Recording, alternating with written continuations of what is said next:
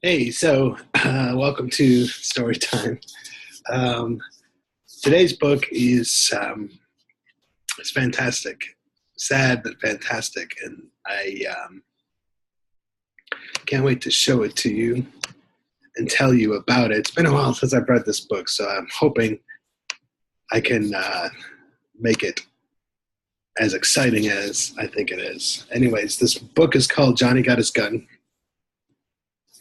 written by Dalton Trumbo. Dalton Trumbo, let's see if I talk. Nope, I don't talk about him at all. Dalton Trumbo, he was a fantastic writer, but he got caught up in the Red Scare of the 1950s and was part of the group that got blacklisted and everything. And so this is one of the surviving books that got a lot of press when it came out. So the book opens and the main character, he hears a phone ringing, and he can't understand why anybody would answer it. And no one answers, and it just keeps ringing and ringing and ringing in his head. And he realizes he's sick in bed and he can't get up. And he hears it above the click, click, click of the Battle Creek wrappers.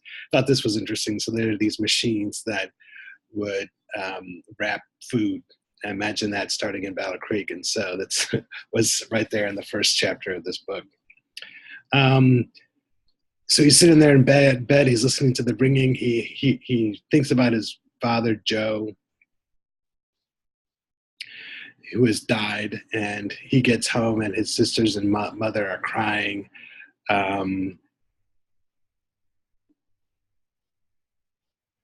And he says, his mom says this. He looked down at a tired face that was only 50. Oh no, the main character. He says he looked down at a tired face that was only 51 years old. He looked down and thought, Dad, I feel lots older than you. I was sorry for you, Dad. Things weren't going for you, and it's just as good. It's just as good you're dead. So right away we get to these issues of life and death and what's a good life and what's a bad life and the quality of life and all that, which is going to be a main theme throughout this whole book. Main character then realizes while he's laying in bed and remembering these things, he realizes that he can't see, and also that he can't hear anything except for this constant ringing in his head, and that he has these bandages all over him. And he says this: he never wanted to hear the biting little castanet sound of a machine gun, or the high whistle of a 75 coming down fast, or the slow thunder as it hit, or the whine of an airplane overhead, or the yells of a guy trying to explain to somebody that he's got a bullet in his belly and that his breakfast is coming out through the front of him, and why won't somebody stop going forward and give him a hand? Only nobody can hear him, so they're scared themselves. So I love that sense where it kind of gets this tenseness of this fear of what's going on with him. He can't see and he can't hear anything. Then he jumps back in his memory to the time where he was courting this girl. I don't want to get too stuck up in some of these side stories, but he does constantly jump back to these memories, like this one, the memories of his mother baking. He remembers the Lincoln Beechey airplane that he first flew. He remembers the girls that he met and going to the county fairs and moving to a new town. All of these things that might be important and important moments in your life, he keeps kind of falling back to.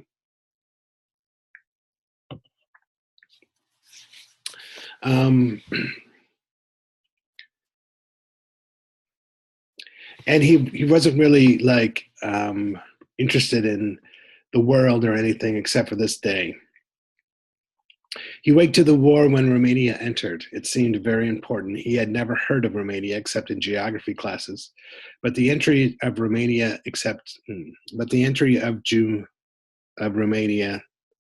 into the war occurred the same day the Los Angeles newspapers carried a story of two young Canadian soldiers who had been crucified by Germans in full view of their comrades across no man's land. That made the Germans nothing better than animals, and naturally you got interested and wanted Germany to get the tar kicked out of her. So he's starting to get awakened to the world when he's a young man, and usually interested in these other things about going to the fair and girls and things. But this is when he kind of woke up to the world and understood there was a war going on, and this was a world war. World War I is when this story takes place. Um,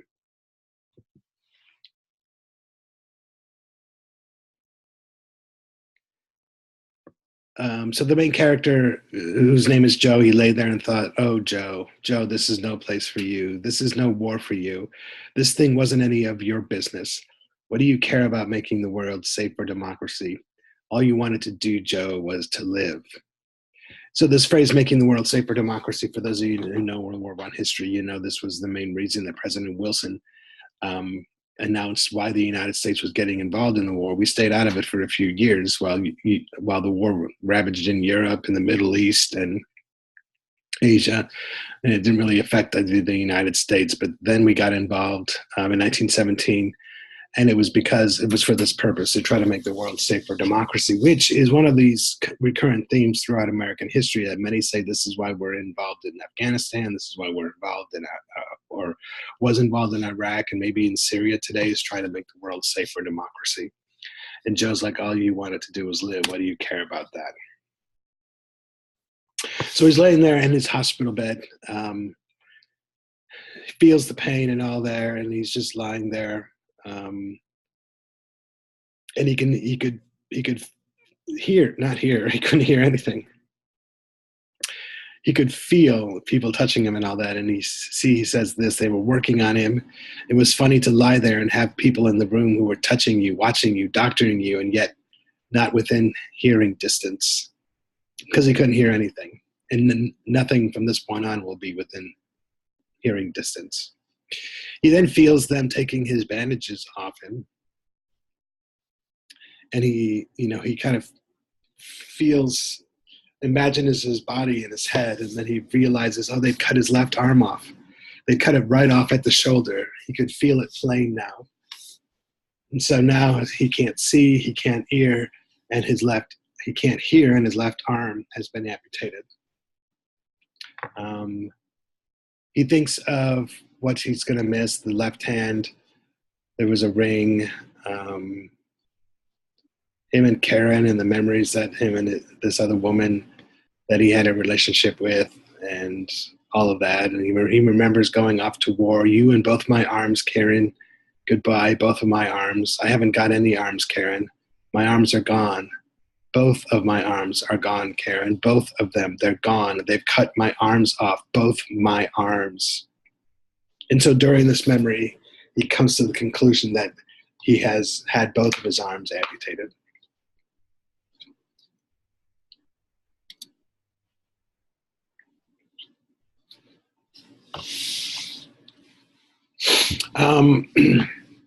He feels hot. And so all of these things that occurred to him while he's laying in bed have some connection to something in his past. So he remembers working out in the heat is with his friend, Howie. He thought of one of the first girls he fell in love with, Diane, who had cheated on him. And he tried to find excuses for this, so that's not as painful. He remembers, so him and his good friend Howie go to work or hop on a train to Shale City. And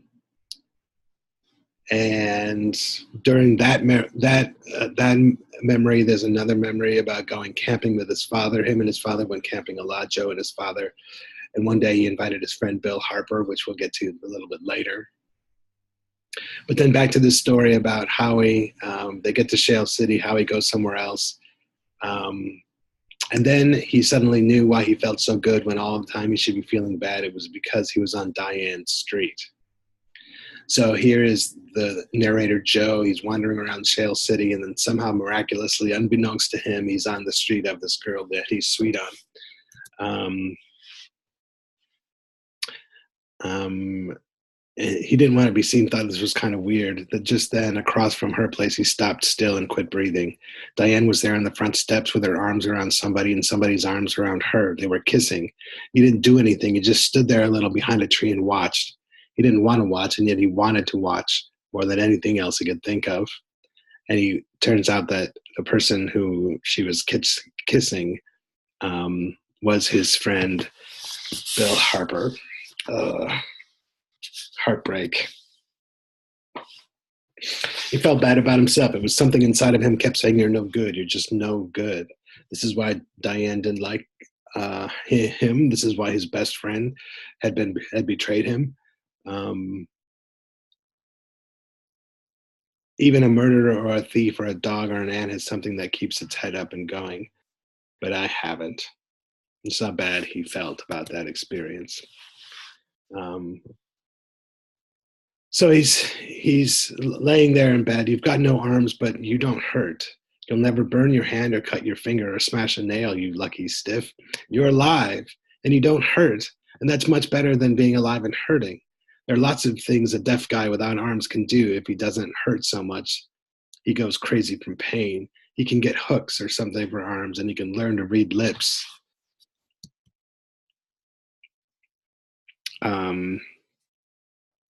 So he figures if he's bounced back from that heroic, that horrendous experience with his girlfriend, maybe he can bounce back from this, and he's trying to look on the bright side of things. He couldn't understand why the nurses or whoever had charge of him would lay him out level. The lower half of him was light as a feather, while his head and chest were dead weights. That was why he thought he was drowning. His head was too low. So he's laying there in bed, and he feels that he's drowning, that his head is too low. All the weight is on his upper body and not, on his legs. So he started to kick out with his feet to move what was under his legs. He only started because he didn't have any legs to kick with. Somewhere just below his hip joints, they had cut both of his legs off. No legs. No more running, walking, crawling if you had legs. No more working. Never again to wiggle your toes. What a hell of a thing. What a beautiful, wonderful, beautiful thing to wiggle your toes. And so now we found out that Joe, the narrator, he's blind, he can't hear, he has no arms, and he has no legs. He threw back his head and started to yell from fright, but he only started because he had no mouth to yell with. He was so sure the idea of no mouth was a dream that he could investigate it calmly. He tried to work his jaws, and he had no jaws. He tried to run his tongue around the inside of his teeth and over the roof of his mouth as if he were chasing a raspberry seed. But he didn't have any tongue, and he didn't have any teeth. There was no roof to his mouth, and there was no mouth. He tried to swallow, but he couldn't because he had no palate, and there weren't any muscles left to swallow with. So imagine like the front of his face was gone as well. The hole began at the base of his throat, just below his jaw, and just below where his jaw should be, and went upward in a widening circle. He could feel his skin creeping around the rim of the circle. The hole was getting bigger and bigger. It widened out almost to the base of his ears, if he had any, and narrowed again. It ended somewhere above the top of what used to be his nose. The hole went too high to have eyes in it. He was blind. No arms, no legs, no mouth, no nose, no tongue, blind and deaf. He calls for his mother in his head because he is so scared. And this idea of the smell, right? And thought of when he used to work at a bakery where he would smell all of these great, amazing things, and he would deliver them to people. And I would tell you the story about Jose, but I don't have the book in front of me. It's back in the high school library. So if you want to read the story of Jose, you can check the book out and read those 6 pages. So here's Joe laying in bed. He thought of never smelling things again, never walking, never being able to say I love you to anyone. And I thought this was a powerful sentence. He was in this womb forever. It wasn't a dream. It was real. He began to think of the people who were just partially injured in the war, people who only lost legs or who were only deaf, or even those who suffered the treatment of shell shock, which was, um, or suffered from shell shock, which is what they called PTSD in World War One. And many of the treatments for shell shock was electric shock therapy, so it was very painful. But he says this, but there weren't many like him. There weren't many guys the doctors could point to and say, here is the last word, here is our triumph, here is the greatest thing we ever did, and we did plenty. Here is a man without legs or arms or ears or eyes or nose or mouth who breathes and eats and is just as alive as you or me. The war had been a wonderful thing for the doctors. So he was starting to feel like he was like an experiment, right? That he wasn't being treated as a human being. He was being treated as an experiment, as some scientific experiment for the doctors to show how good they were. So being treated and feeling like you're being treated like an object. Imagine that. They put a mask over his face, and they did this a lot after World War I. People who came back with horrific wounds, especially to their face, they would make these masks that they could wear. And I always thought that maybe they put these masks on them, not necessarily to make them feel better, but maybe to make the people who stayed home feel better. Like, we sent you off to war. This is what happened to you. We don't really want to look at the ugliness that we caused by sending you off to war. You can agree with that or not. Yeah, but that's what I think. He says he ate regular. He could feel them sliding stuff into his belly, and he knew he was eating all right. But the flavor didn't really matter to him, so he was being fed probably through tubes and things. Then this happened to him. The rat came crawling over him stealthily. It came with its sharp little claws up his left leg. It was a great brown trench rat like the ones they used to throw shovels at. It came crawling and sniffing and smelling and tearing away at the bandage over his side. He could feel its whiskers as they tickled the edges of the draining wound. He could feel its long whiskers as they trailed in the pus from the hole, and there was nothing he could do about it. He remembered a German that he saw when he felt this rat on him. He was lying with one leg straight up in the air. The leg was swelled so much the pants looked as if they were ready to bust open.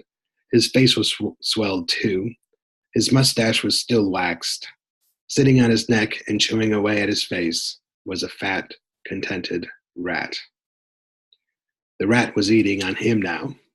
He could feel its sharp little teeth as they bit into the edge of the wound, and then he could feel the quick little movements through the rat's body as it chewed. Then it would dig its feet in and scoop out a bit more of flesh, and that would hurt, and then it would chew again. And then he thought this: rats are smart animals. They know their way around. This one wouldn't be content to go away and not come back again. It would return from day to day, from night to night, to feed at his carcass until he went crazy. So there's nothing that he could do with this. How horrible a situation is he stuck in. When he had run without legs until he was tired, when he had screamed without voice until his throat hurt, he fell back into the womb, back into the quietude, back into the loneliness and the blackness and the terrible space. So I'm not sure if we can totally convey the mental anguish. There's nothing that this guy can do. He can't talk, he can't communicate.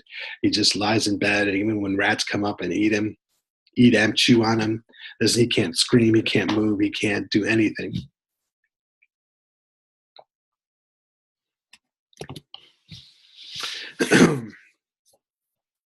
One day, the nurse's hands were on him. He could feel her washing his body and manipulating his flesh and dressing the wound on his side.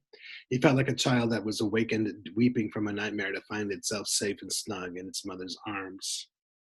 He knew now that the rat had only been a dream. That's a relief. Instead of imagining himself running and yelling for help the next time the rat came, he would just think to himself, this is a dream.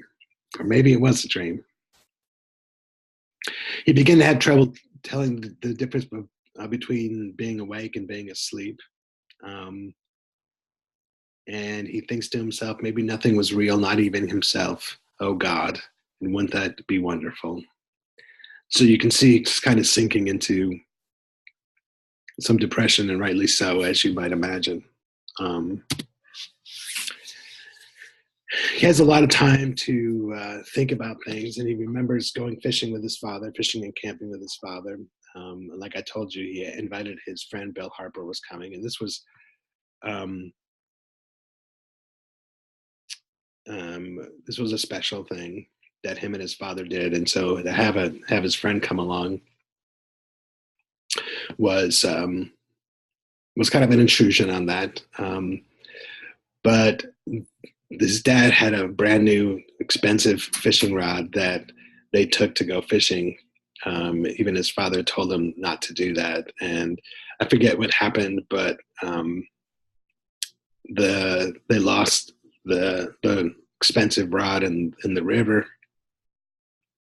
and they came back and they told him what had happened, and um,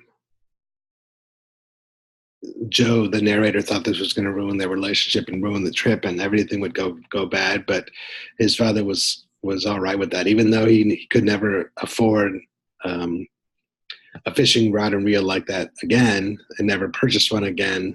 He really wasn't mad. His father put his arm around him, and he said, "Well said, Father. I don't think we should let a little thing like a fishing rod spoil our last trip together, should we?" We kind of realized that this was just before he was going to go off to war. And who knows, what happens when people go off to war. Um, and so now we start to get to some philosophical things of why we were fighting the war, why anyone fights wars. No, sir, anybody who went out and got into the front line trenches to fight for liberty was a fool, and the guy who got him there was a liar. America fought for liberty in 1776. Lots of guys died. And in the end, does America have any more liberty than Canada or Australia, who didn't fight at all? The war was to make the world safe for democracy, for the little countries, for everybody. If the war was over now, then the world must be safe for democracy. Was it? And what kind of democracy? And how much? And whose? We know now the answers to all these questions, right? That obviously the World War I did not really solve anything and did not make the world safe for democracy. And even though these 9 million people died during the war,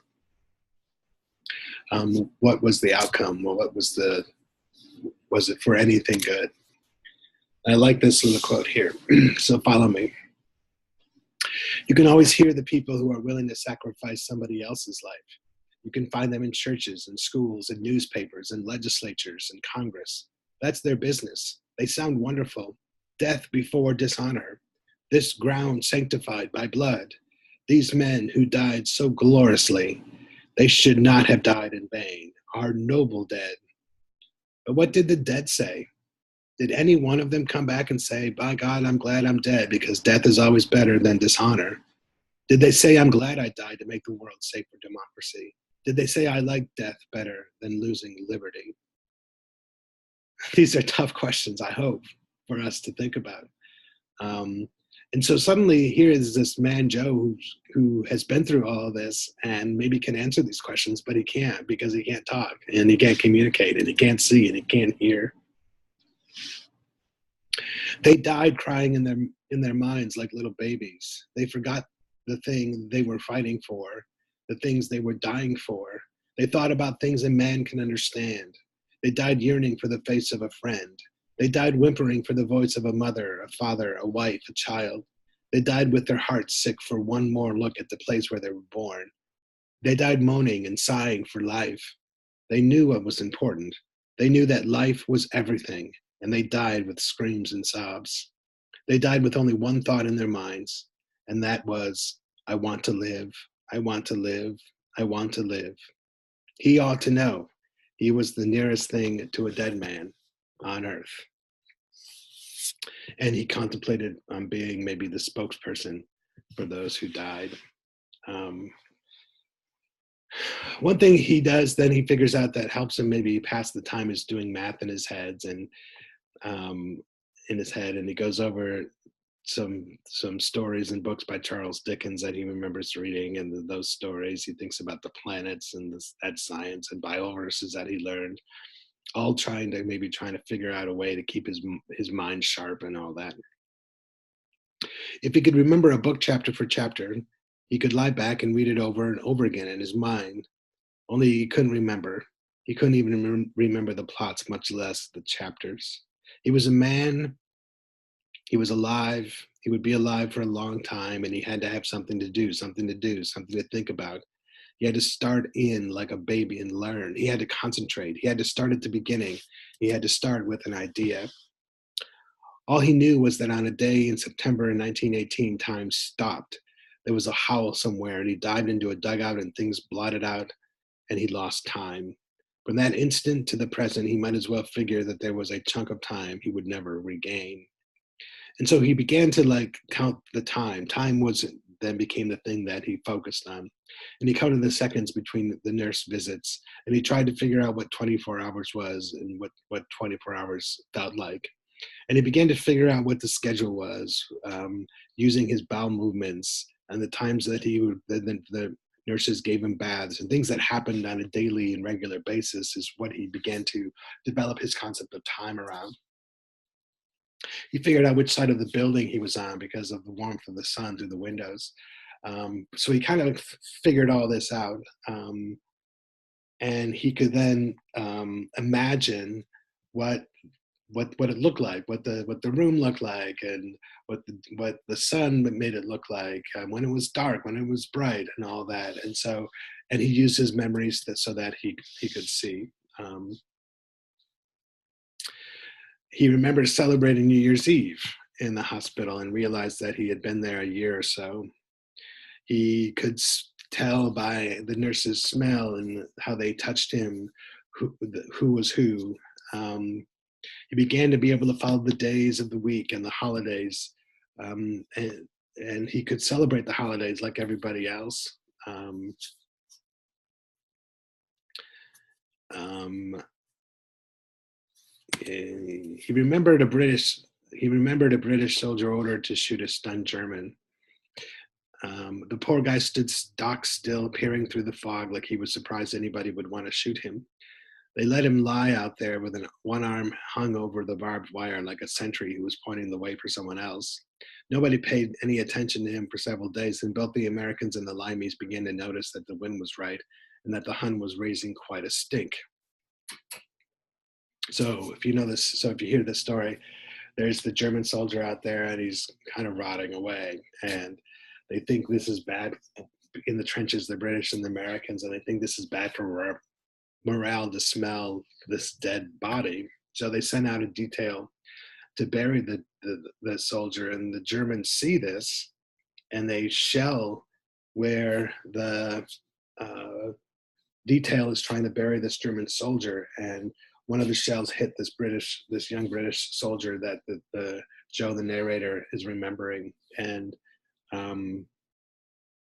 it also hit the German, who the dead German exploded out of the ground and landed right on the wire. That night, Corporal Timlin took a full burial squad out. They also took a sheet to wrap Lazarus. This is the German soldier. They've named him Lazarus. It wasn't very tasty work because Lazarus had gotten to the runny stage by the time they wrapped in the sheet and planted him 6 feet deep. And then all of them stood around the grave while Corporal Timlin read the burial service, maybe skipping over a few ands or ors, but getting the general idea.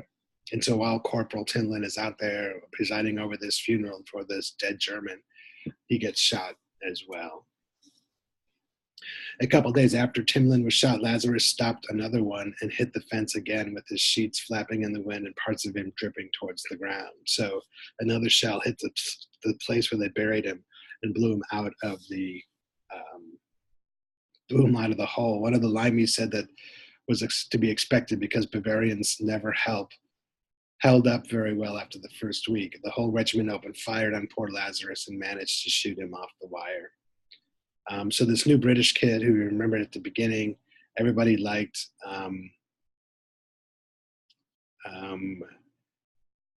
He got out I forget what happened here, but he was going to go out and do something. He gets out and he falls into this liquidy, decaying dead body. Um, they they finally find him. The British find this new British kid vomiting, shell shocked, incomprehensible, lost his mind, and they sent him to the hospital. Anyways, we're into year 4 now of this man is stuck in this hospital, not being able to talk and see and hear or move. Um, he gets some new sheets only after a day, and there's lots of hubbub around. And he knows that somebody was coming to visit him, and he didn't want to be seen like this. He didn't want people to come and like be observing him like he's some exhibit somewhere. So he starts thrashing around, and they try to hold him down, but um, he gets, he's angry about this, but there's not much that he can do. There was a little more fumbling with the pinch of a nightshirt, and then the cloth fell back against his chest once more. It was heavy now, weighted down by something. He felt the sudden coolness of metal through his nightshirt against his chest over his heart. They had pinned something on him. So what they gave him some award, right? Um, just as before, he started to reach for the metal without an arm to reach with. So now he began to blow the mask off his face without having a mouth and lips to blow with. He wanted them to just get one look at the hole in his head. He wanted them to get their fill of a face that began and ended with a forehead. But then they left him alone. Um, and was so frustrated. He wanted to tell them so much. The people, these generals, these important people who came to pin a medal on him, and even though they were the ones responsible in some way for his condition, and he couldn't tell them anything. Then suddenly he remembered how his friend Bill Harper, who stole his girlfriend, who lost this fishing rod in the fishing trip of this father, how they used to communicate using Morse code. So he begins to tap out SOS with his head against the pillow, which is three dots, 3 dashes, 3 dots. And the nurse came in and saw this and didn't really understand what was going on. So she will like try to calm him down, but didn't know what was happening.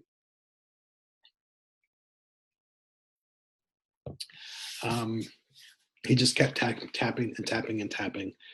The nurse did everything to try to comfort him, to make him feel better because she thought he was uncomfortable or whatever, but nothing worked. In this loss of time, he had more memories of being in Paris and loving the city and seeing how things could actually be, which just makes his heart ache a little bit more.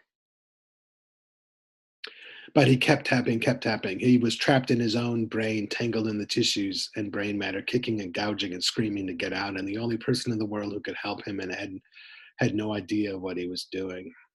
And by this point, he felt like a prisoner. He knew that he found a way to communicate with people, but no one was open to this idea. He had this weird dream where he was at a train station and Christ came in, and they were all playing cards. And one guy looked up and looked at Joe and says, "What are you doing here?" And I forget if it was Christ or someone else said he's not going to die, and one said he's worse off than we are. Everyone gets on the train, but Joe is the one who jumped out of the train. So the idea is the train was going to heaven or whatever. Joe jumped out. He woke up again. He started tapping. I was like, I'm exhausted telling you this story. It's just so painful. He woke up again, Joe, and he started tapping again, this time with a new nurse. And it seemed like the new nurse kind of figured things out, and she traced a letter on his chest, the letter M, and he nodded like he was getting this. And then she traced more letters, and she traced out the words "Merry Christmas." And by doing that, in his head, he could hear the sleigh bells ringing. He could hear the snow crunching under his feet. So he could imagine what it was like. And he remembers being taken back into this world. It's somebody after 4 some years, had been able to communicate and said something as simple as Merry Christmas. And this brought to life in his head what Christmas was like back home with his mother, and all of that. Um, but this made him want to communicate more and talk more. And so he kept tapping, tapping, tapping, SOS, SOS, SOS. She tried to make everything happy for him. Um, she tapped back an H on his forehead and he nodded. So he understood, she understood what he was doing. And she tapped the question to him, what do you want? And this question like threw him, like, like, how can you possibly answer this question? Look at this quote. He began to resent the question itself and the way they asked it and the ignorance that lay behind it. Who did they think they were? And what did they think he wanted that they could give him? Did they think he would ask for an ice cream cone? Did they think he would ask for a good book and an open fire and a cat purring? Did they think he would ask to go to a movie and after that to a soda parlor for a nice cool drink of lemonade? Like, how stupid are these people? What do you want? What do you want?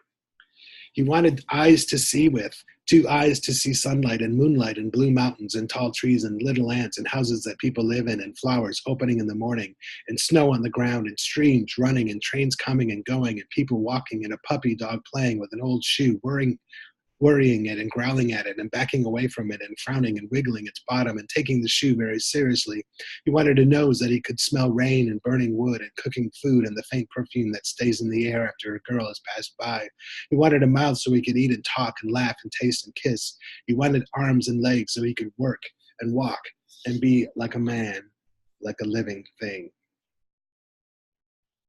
But I don't know how he says that, but this is what he's thinking about. Um,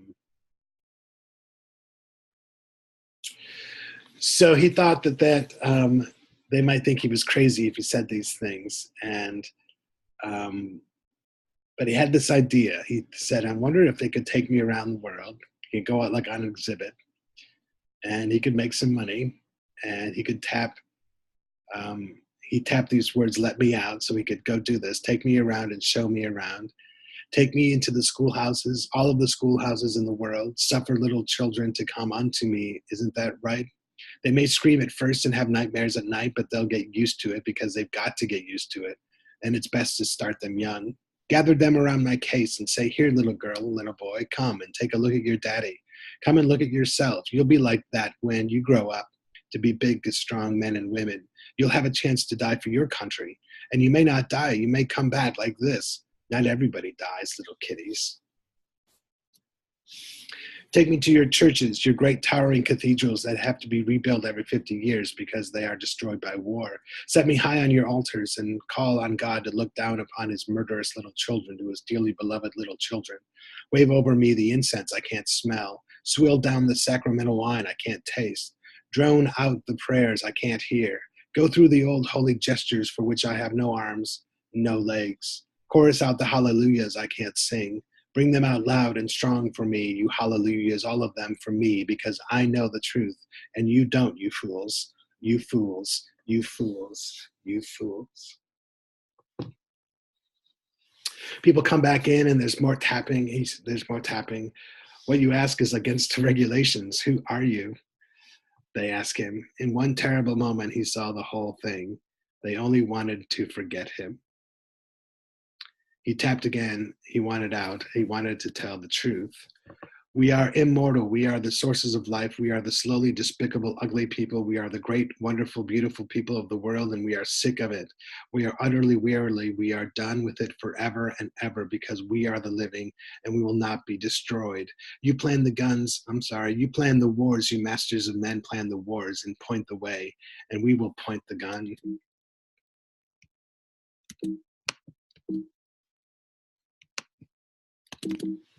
And hopefully that's not the end. It might be.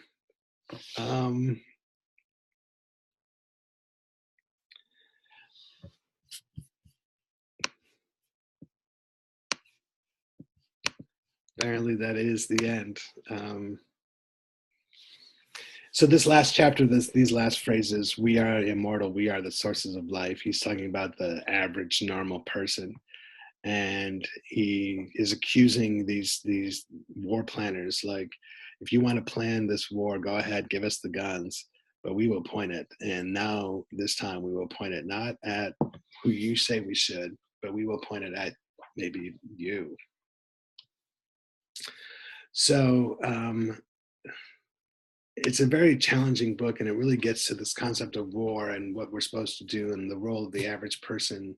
And um,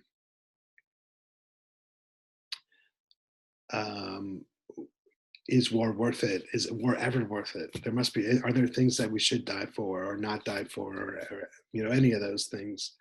And so I want, as you analyze this, think about this, especially with World War One and how that really didn't solve anything, and things got worse probably after World War One, and then we had World War Two, and then the whole Cold War and Vietnam and Korea and Iraq and Afghanistan and all of these things. Like, are we solving anything? And if so, are the things we're solving, or if we're not, are they worth the deaths of people like Joe here? All right, thank you. And I look forward to your analysis. Email me with any questions, and see you next time.